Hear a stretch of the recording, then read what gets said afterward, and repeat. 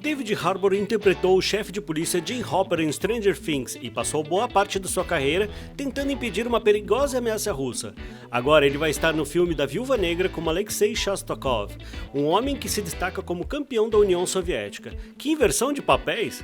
Mas tem algo no traje dele que parece bem familiar, e não é só porque ainda estamos de luto pela juventude do Capitão América. Esses dois personagens podem até estar em lados opostos, mas eles têm uma quantidade surpreendente de coisas em comum. Vamos dar uma olhada em como o Guardião Vermelho e o Capitão América são incrivelmente semelhantes.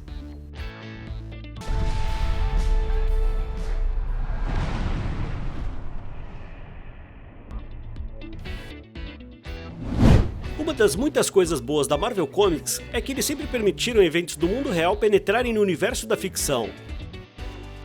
O Capitão América estreou em 41, durante a Segunda Guerra Mundial, e ele foi muito bem projetado para perfurar os inimigos da América bem na cara. Obviamente isso ajudou ele a se tornar um personagem incrivelmente popular, porque ele aproveitou o senso de patriotismo de todos e o nosso desejo de socar a cara dos inimigos, para sermos bem honestos. Alexei Shostakov também é um produto dessa época, quando estreou nos quadrinhos em Os Vingadores número 43, em 1967. Isso foi durante a Guerra Fria, quando os americanos estavam ansiosos com a ameaça representada pela União Soviética. Então só por ser um personagem russo já era ruim para Alexei, antes mesmo de se tornar um símbolo da União Soviética. Apesar de que o Capitão América e o Guardião Vermelho tenham sido criados em décadas diferentes, a Segunda Guerra Mundial é uma parte importante no cenário das duas histórias. Steve Rogers era um soldado durante essa época, já o Alexei experimentou a luta quando ainda era criança. Uma guerra mundial pode não ser algo muito legal para se ter em comum, mas é uma das muitas coisas que tornam esses dois opostos tão interessantes. Todo mundo sabe que o Capitão América era um soldado. A origem dos seus poderes veio do soro de super soldado, que transformou ele em... Bom, isso eu deixo você descobrir. Alexei Shostakov pode não ter sido um super soldado, mas ele definitivamente era um soldado regular. Na verdade, ele era melhor que um soldado médio, e definitivamente superior a Steve antes de receber o poder. Alexei perdeu a mãe durante a Segunda Guerra Mundial. Isso levou a ele ser adotado pelo oficial soviético Vasily Karpov, um homem que respeitava e temia o Capitão América.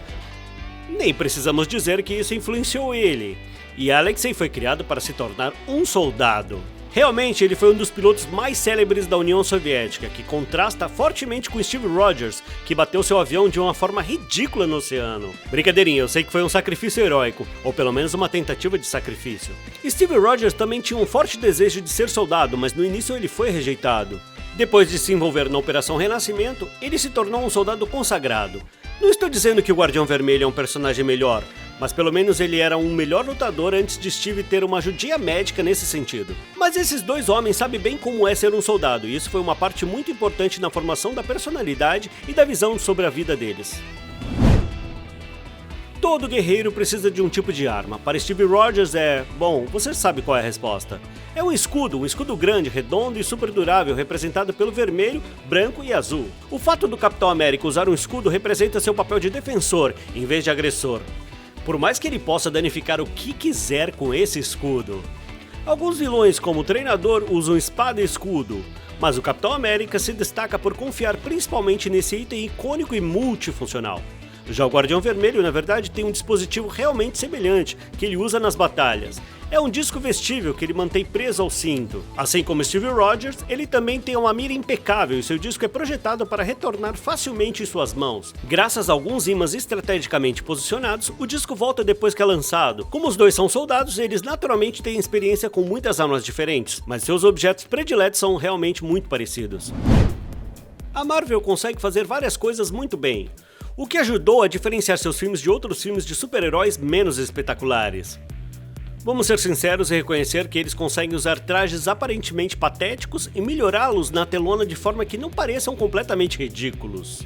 Sim, estou olhando pra você, o Coringa de Jared Leto. Pelo menos coloque uma camisa embaixo do seu casaco roxo, isso vai dar trabalho demais pra lavar. De qualquer forma, não só o Capitão América e o Guardião Vermelho conseguem não parecer absurdos no cinema, apesar das roupas e capacetes bem justos, mas realmente as roupas são muito parecidas em relação ao modelo e funções. Os capacetes ficam por cima dos olhos e apresentam um símbolo de identidade logo acima da testa. No traje dos dois tem uma grande estrela no peito, mas é claro que a do Guardião Vermelho tinha que ser um pouco maior. Afinal, não é o tamanho da estrela que importa, mas sim o brilho que ela tem. E também os dois têm cintos de utilidades com muitos bolsos para garantir que os nossos heróis tenham tudo o que precisam ao seu alcance. Bom, como você não pode colocar o Se Liga na sua bolsa de utilitários, clique no botão para se inscrever no nosso canal para acessar todo o nosso conteúdo. E para funcionar tudo direitinho no YouTube, não se esqueça de clicar também no sininho de notificações, aqui ou no menu de configurações do celular. Agora vamos voltar a essa luta da Marvel. Tanto o Capitão América quanto o Guardião Vermelho têm experiências individuais, mas também trabalham em equipe. No quesito habilidade de liderança, Steve Rogers arrasa. Mesmo nos filmes da Marvel, a gente viu ele assumir o comando dos Vingadores e sua equipe pós-guerra civil de heróis tecnicamente legais. Nos quadrinhos, ele tem ainda mais experiência nesse sentido. Ele fundou a divisão de unidade dos Vingadores, que procurava unificar humanos e mutantes, e aí ele liderou os Invasores, uma equipe que começou com Bucky Barnes, a Tocha Humana, Toro e Namor, o Príncipe Submarino. Tá aí uma equipe que eu gostaria de ver nos filmes da Marvel. Também tem os Vingadores Secretos e muito mais. Uma das muitas habilidades do Steve é ser um estrategista e um estrategista brilhante, então faz sentido que ele tenha assumido esse papel tantas vezes e que ele trabalhe tão bem em equipe. Quanto ao Guardião Vermelho, ele não tem tantas parcerias, mas já trabalhou com tantas outras pessoas antes e não só no Exército ou na KGB. Ele fez parte de Kang, o Conquistador, da Legião dos Mortos-Vivos e durante essa época como Ronin, ele era membro da Dark Ocean Society. Os dois personagens têm um bom histórico trabalhando com os outros, e mais especificamente com a Natasha Romanoff. Nos filmes da Marvel, esses dois criaram um respeito mútuo que fez nascer uma amizade profunda. A Natasha ficou ao lado de Steve depois do Capitão América Guerra Civil, e tá bem claro que os dois ficaram muito próximos. Mas essa pode ser uma área que o Guardião Vermelho é bem superior, porque ele já foi casado com a Natasha. Nos quadrinhos, Alexei era um soldado condecorado, então fazia sentido que ele tivesse uma parceira de tão alto nível. Ele se casou com a então famosa bailarina Natália Romanova, antes de ser recrutado como um agente especial. É claro que ser recrutado pela KGB, sem o conhecimento da esposa, realmente estragou o casamento deles. Especialmente porque ela achava que ele tinha morrido. No mínimo, esses dois amadureceram quando se reencontraram. Mas apesar de tudo, ficou claro que eles tinham um certo carinho um pelo outro.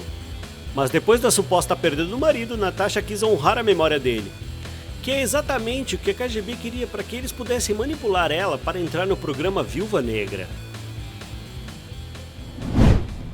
Realmente isso é outra coisa que Steve e Alexei têm em comum. Quando Alexei foi recrutado para se tornar o Guardião Vermelho, ele foi instruído a esquecer tudo sobre sua vida anterior e foi proibido de entrar em contato com qualquer pessoa do seu passado, incluindo a Natasha. Então naturalmente todos assumiram o pior e a KGB espalhou uma história de que Alexei tinha morrido enquanto testava um novo foguete experimental. Esse é o tipo de coisa que deixa tudo bem confuso, mas obviamente ninguém iria checar isso depois. Já sobre o Steve Rogers, todo mundo pensou que ele também tinha morrido, até que aconteceu aquele seu famoso mergulho no oceano, onde ele ficou congelado. Embora ele ainda estivesse vivo tecnicamente, todos assumiram que ele tinha morrido no acidente. Também teve aquele incidente que Sharon Carter, aparentemente controlada, parecia ter ferido ele mortalmente. O corpo dele foi enterrado, os votos de vingança foram feitos, e tudo parecia bem oficial. Até que mais tarde foi descoberto que a essência do Steve ainda existia, e aí ele conseguiu voltar. É só uma história em quadrinho, mas as pessoas fazem isso com frequência.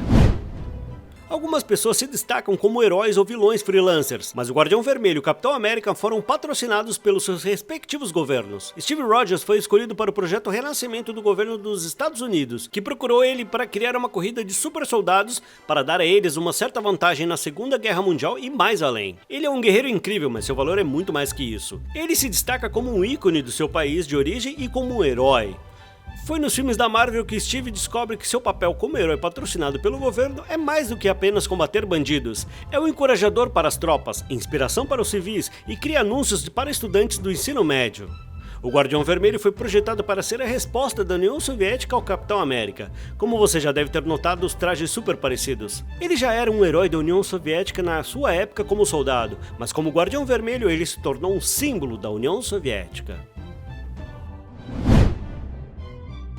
Apesar que esses dois personagens tenham sido projetados para serem usados por seus governos, isso não significa que eles sempre seguiam as regras. Nos filmes da Marvel, a gente viu que o Capitão América não concordava com o Acordo de Sokovia durante a Guerra Civil. Por mais que isso tenha levado de herói a criminoso, ele defendeu o que ele acreditava, mesmo que isso significasse ir contra o governo. Ele fez isso mais de uma vez nos quadrinhos, prevalecendo seus valores mais do que suas ordens. Por exemplo, quando ele percebeu que o governo tinha encoberto seu envolvimento com o líder do Império Secreto, deixando o Capitão América América desiludido. Ele não queria mais ser chamado de Capitão América, então assumiu a identidade de Nomad e passou a ser desonesto. Nos quadrinhos, a KGB trabalhou com a China para utilizar uma arma chamada Psychotron, que induziria alucinações em massa. O Guardião Vermelho deveria levar o dispositivo próximo das vítimas, mas aí alguns Vingadores foram enviados para detê-lo. Por mais que os heróis tenham derrotado ele de forma justa, o Guardião Vermelho desobedeceu às ordens ao proteger o Capitão América e a Viúva Negra. A maioria das pessoas, quando pensa no Capitão América, pensam em Steve Rogers, certo, por enquanto. Como Sam Wilson está assumindo o papel nos filmes da Marvel, pode ser que ele passe a ser o primeiro a ser lembrado. Ele também assumiu a capa nas histórias em quadrinhos, assim como o melhor amigo de Steve, o Buck Barnes. A capa do Capitão América é um símbolo, e é importante que alguém atenda ao título mesmo que não seja o Steve Rogers original. E podemos falar a mesma coisa sobre o Guardião Vermelho. Enquanto Alexei Shostakov é a versão que vamos ver no filme Viúva Negra, ele não é a única pessoa conhecida por esse título. Ele nem foi o primeiro. É essa honra atribuída a Alexei Lebedev, que supostamente morreu num expurgo soviético, e por isso o título teve que ser transferido. Quando parecia que Alexei havia morrido, Tanya Belinskaya assumiu como Guardiã Vermelha em sua ausência, depois Joseph Petkus, que mais tarde se tornou Guardião de Aço, e Krasno Granitsky, que sucedeu ele. Essas são apenas algumas das pessoas que foram conhecidas como Capitão América e Guardião Vermelho ao longo dos anos. Mas ser um herói não é só ter uma fantasia chamativa e um apelido icônico. Todo mundo sabe que Steve Rogers tem uns movimentos de luta bem suaves, mas o seu personagem é muito mais que apenas um guerreiro poderoso. Uma coisa que faz com que ele seja tão especial é a crença inabalável dos seus valores. Ele vive sua vida seguindo um código moral bem rígido e acredita fazer sempre o que é certo. Nos filmes da Marvel a gente viu isso meio conflitando com personagens como Tony Stark, que tem um código moral que é mais, digamos, aberto à interpretação. Mesmo quando ele se rebelou contra os acordos de Sokovia, fez porque ele realmente acreditava e não fazia questão de calcular se estava certo ou errado. Quando Alexei se tornou o Guardião Vermelho, ele tinha que passar por um brutal regime de treinamentos. Ele surgiu mais forte, mas também se tornou mais cruel e implacável.